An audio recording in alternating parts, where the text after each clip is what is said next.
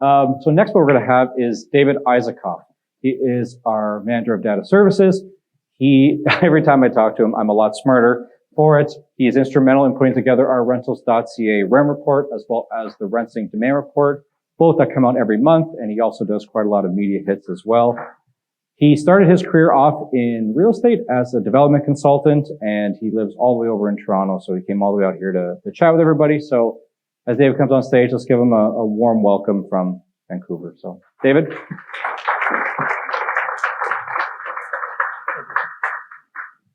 Alrighty, so before we actually get started, I have a funny story to share with everyone.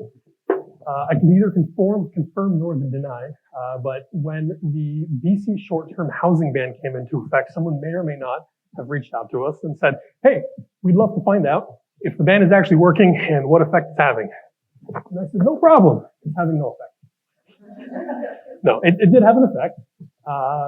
Listing volumes went up for a month, and then 2 months later, it went back down.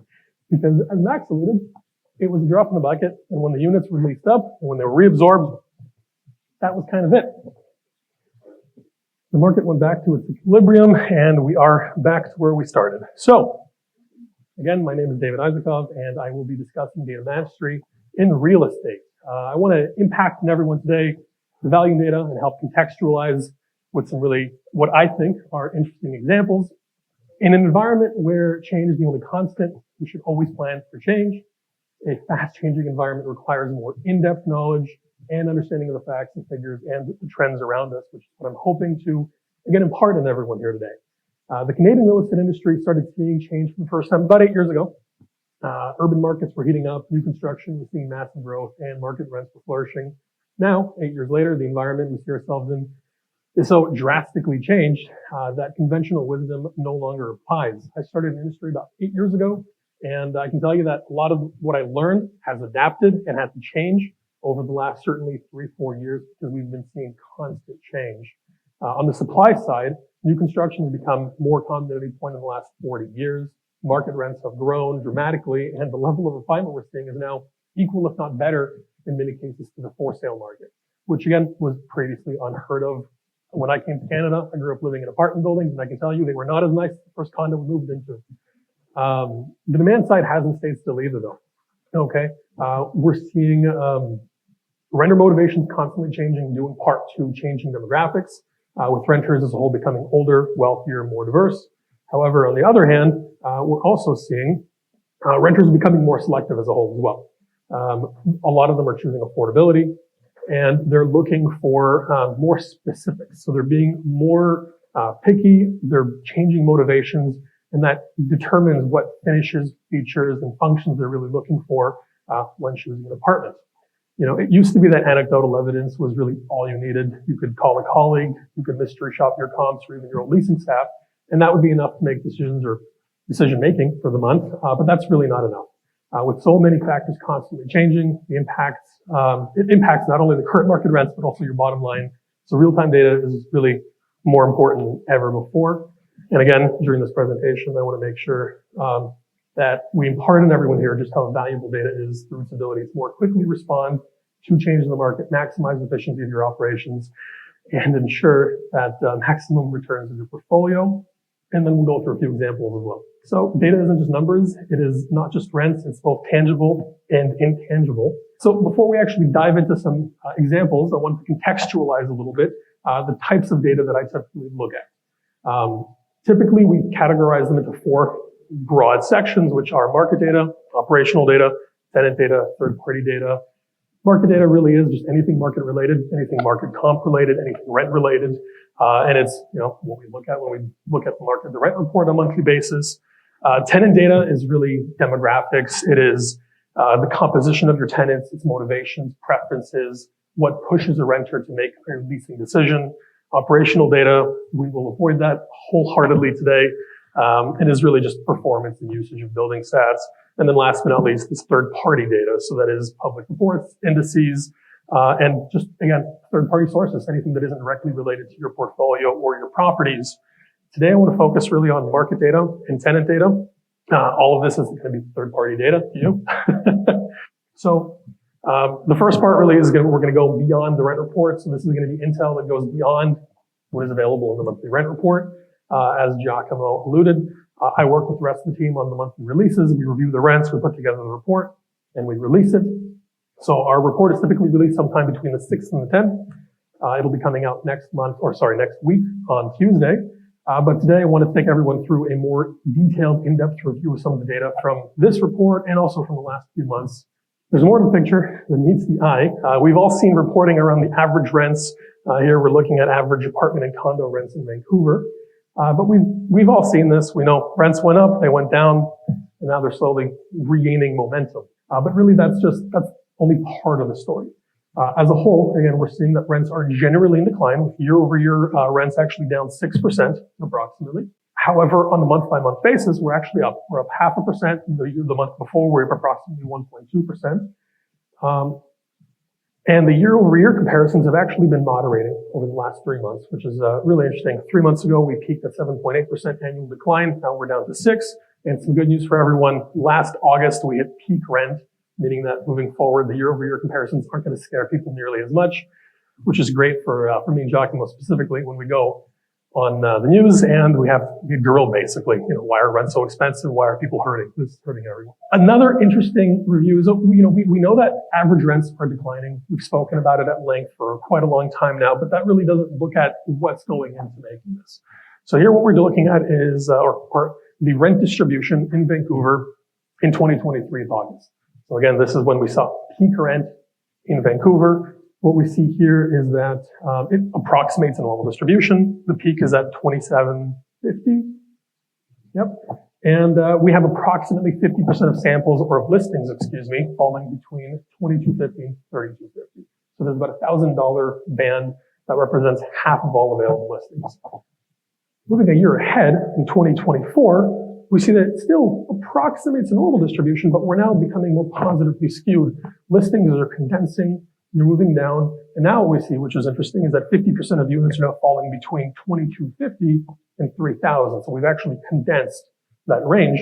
We have more listings, more units coming in at a lower relative affordable rate. When we compare them side by side, I think it's a little more dramatic. We see here again that the general story is that the most affordable or the lowest priced units are slowly moving up, while the more expensive are conversely shifting down the ramp of affordability. What ultimately happens is that listings converge in the center of the market, which we're seeing happen more and more dramatically. Okay, those who lose out more are looking at more affordable units with everything else focused right in that mid-market.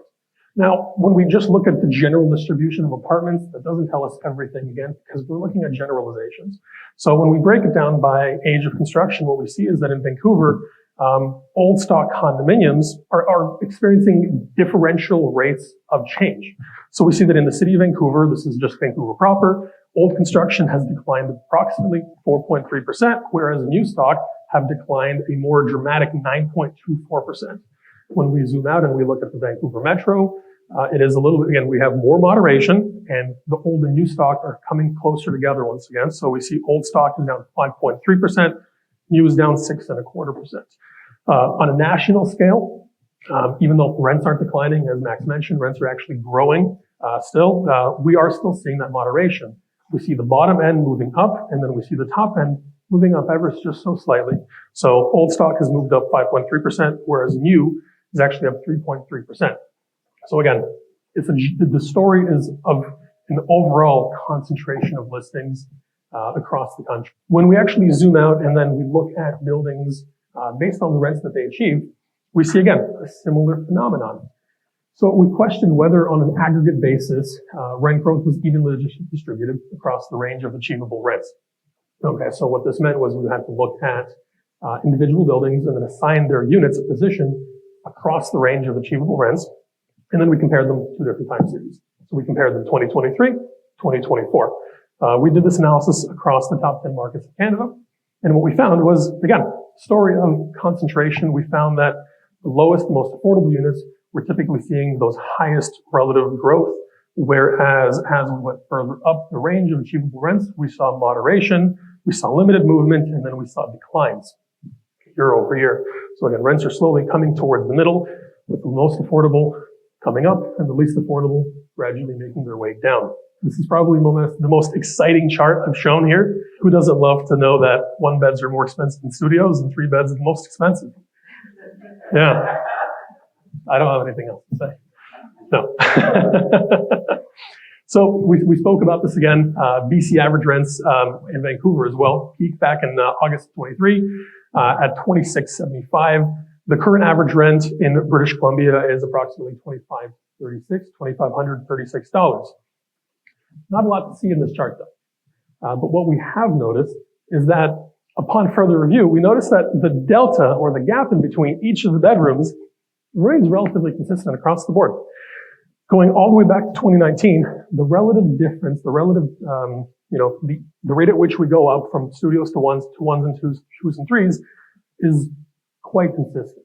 And what we found through our analysis was that studios and ones had a delta or a difference of approximately 13.4% over the last 4 years, with a standard deviation of about 3.3.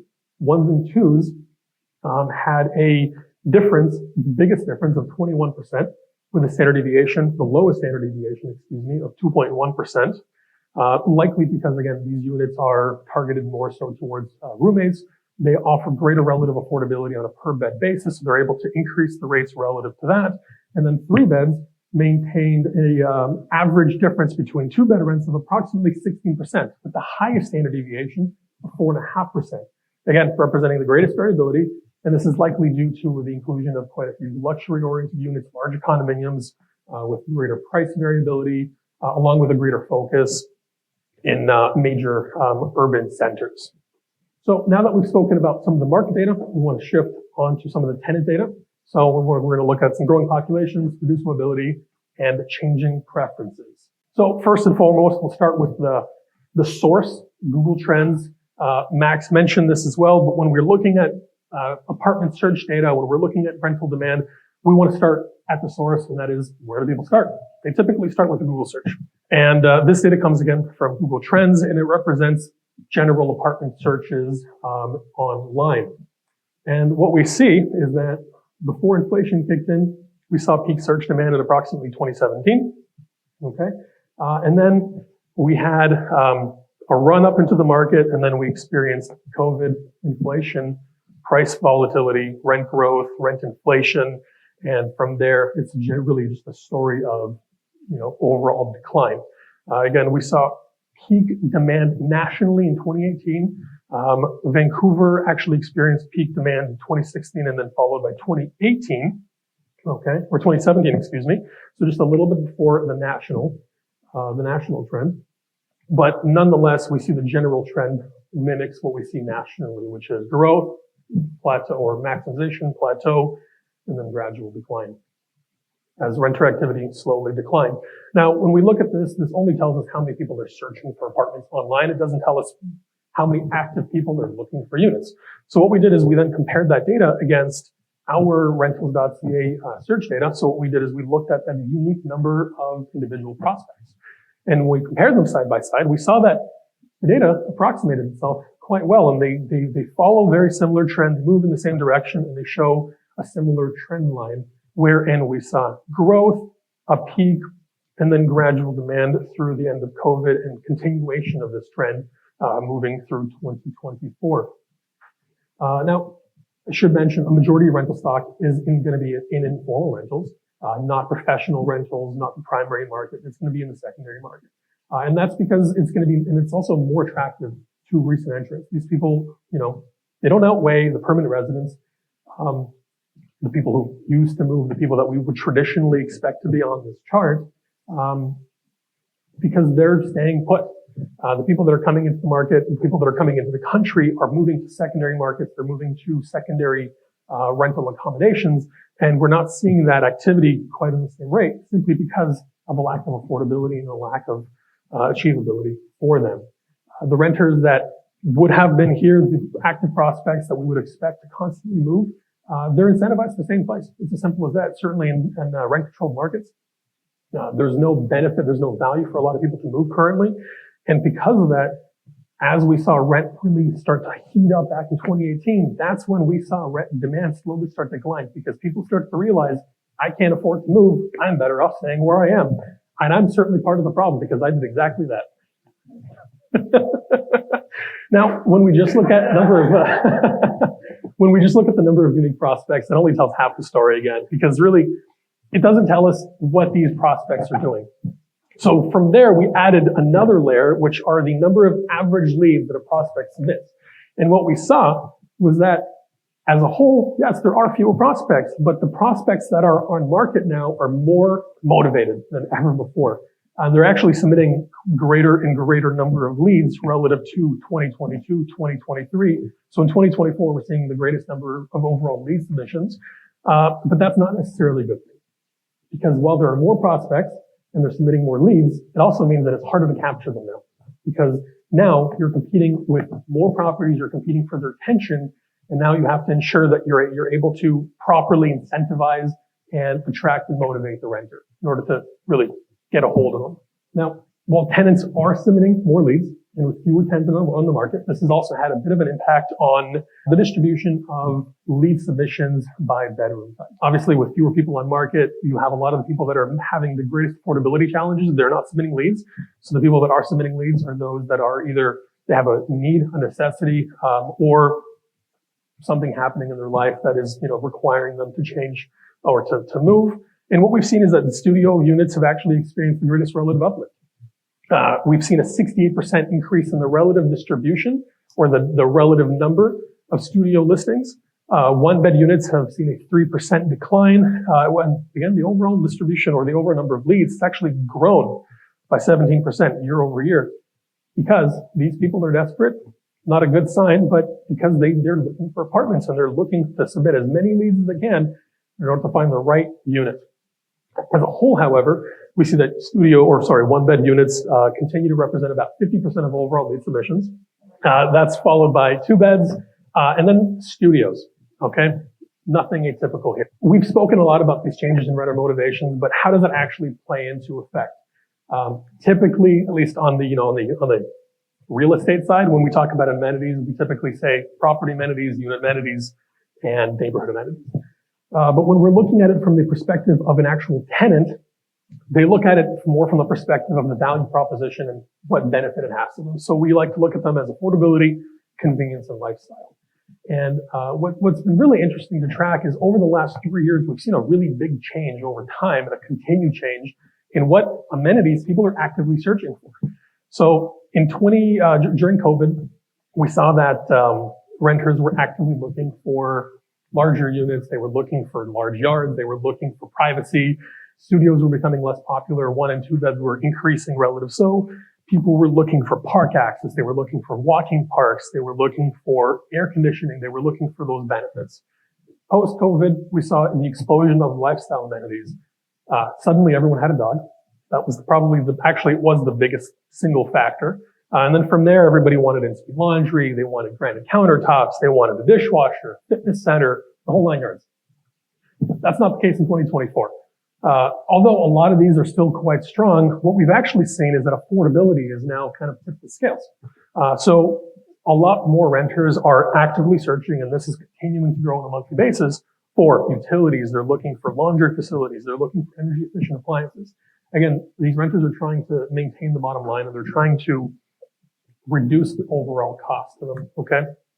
So, unfortunately, that's it from the data, and now I'm going to give you a review of a really exciting, at least I think, new release in the Rentsync platform we're calling Market Insight Reports. It offers access to aggregated monthly stats of the rental market. Effectively, you're getting access to the data that we report on a monthly basis, and it's sourced again from our entire network of ILSs. What we've done is effectively distilled some of the data and made it available directly in the Rentsync platform again in Market Insight Reports.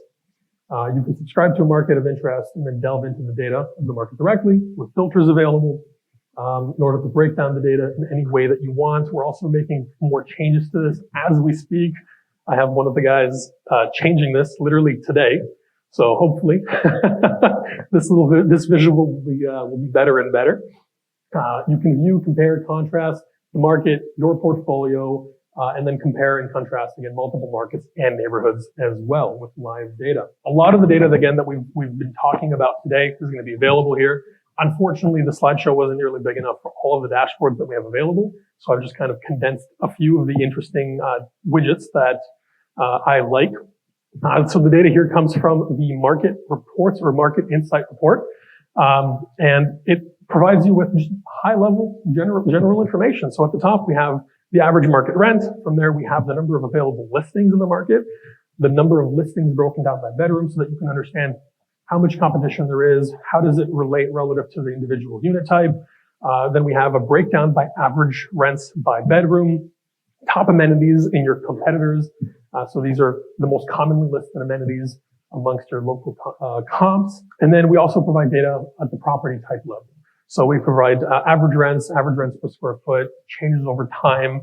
I think this is a really neat visual. I shouldn't be using adjectives, but I personally believe so. Where we see, wow, what a shocker. Condos are more expensive than apartments. From there, we also show off the same distribution charts, which is, again, I think probably the most important because it provides you with the understanding and knowledge of how rents break down in your market, where there may be gaps in achievable asking rents, and then also to ensure that the property you're bringing to market has set its rent correctly based on its relative market position. If you're at the top of the market, you expect your rents to be in the same position. This ensures that you can see exactly where that position is on a monthly basis. The data is updated on a daily basis as well, refreshed every single month, and that means you're getting access to the current daily listings and always up-to-date information. And then last but not least, we also have historic data available. So at any given point in time, you can log into the dashboards and you're presented with a full 2 years of historic data broken down by property type, by unit type, from each market and for each neighborhood that you have access to. Where does the data in market insights reports come from? The data comes from publicly available sources. We're not leveraging any private Rentsync data directly. What we've done is we've set up pipelines that connect to each of the individual ILSs. We load daily listings from there. And then we do a lot of processing as well. So we have a set of filters that we've determined to remove outliers, to remove any data that isn't relevant to the reports, along with any non-residential property types. And then we also have some additional post-processing that we do in order to ensure that, again, we're removing the outliers, we're identifying listings that are incorrectly labeled, and then we're also just filling additional fields so that the data we're presenting is as accurate as possible. So like what's an outlier, like a $15,000 a month condo? That skews to that. That's what we're looking at. Yeah. So outliers would include any really premium listed units. It would include roommate rents. It would include shared accommodations, and ideally any informal or illegal settlements. David's on the case. So last question. Canada has seen record immigration, but demand seems to be down. Where are these new Canadian residents moving to? Yes.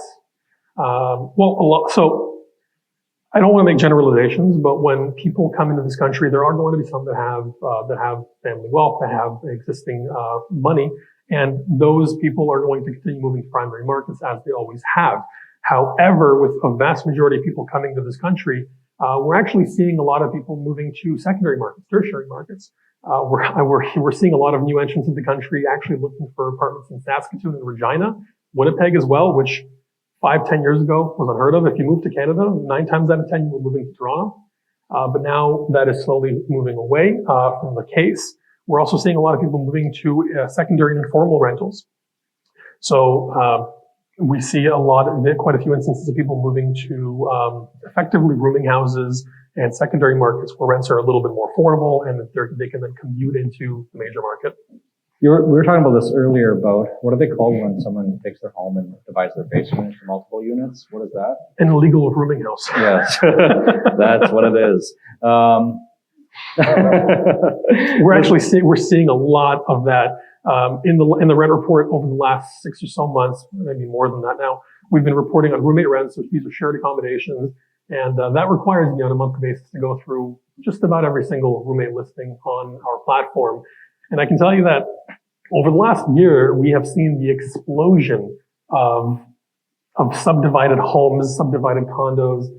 Funny enough, so in Vancouver and Toronto, we're seeing a very similar trend where in the city center, we see condominiums that are being rented out by the owner.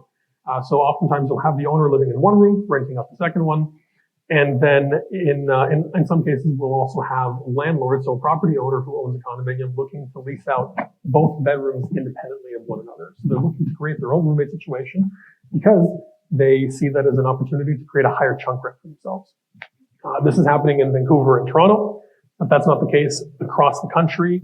Montreal is another interesting example. Montreal has seen the rise of old stock condos being divided into studio apartments.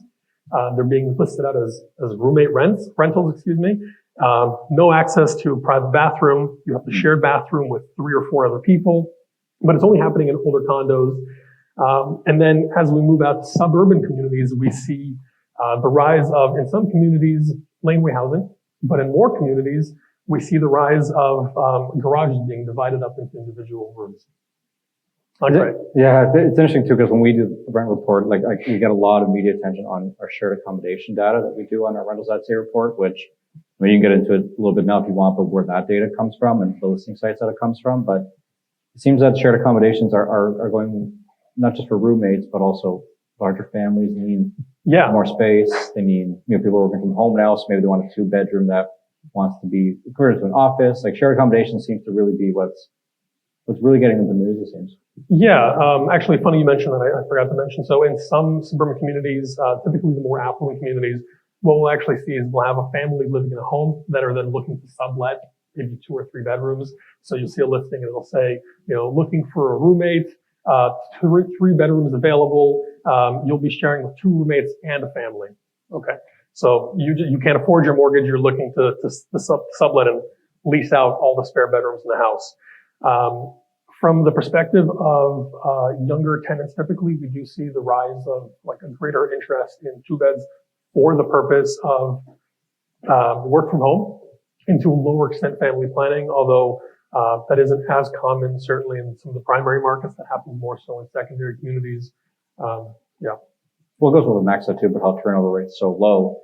People, I think when they're looking for apartments now, they're looking at it more for a long-term stay a little bit, right? So if we're going to rent an apartment, let's get something a little bit bigger so we can stay here for a while, we have kids that work from home. So yeah, it's all interesting stuff. And I think he has a spreadsheet or 2 to look at. So I think that's all the time for David. And one more round of applause. Come all the way from Toronto for this.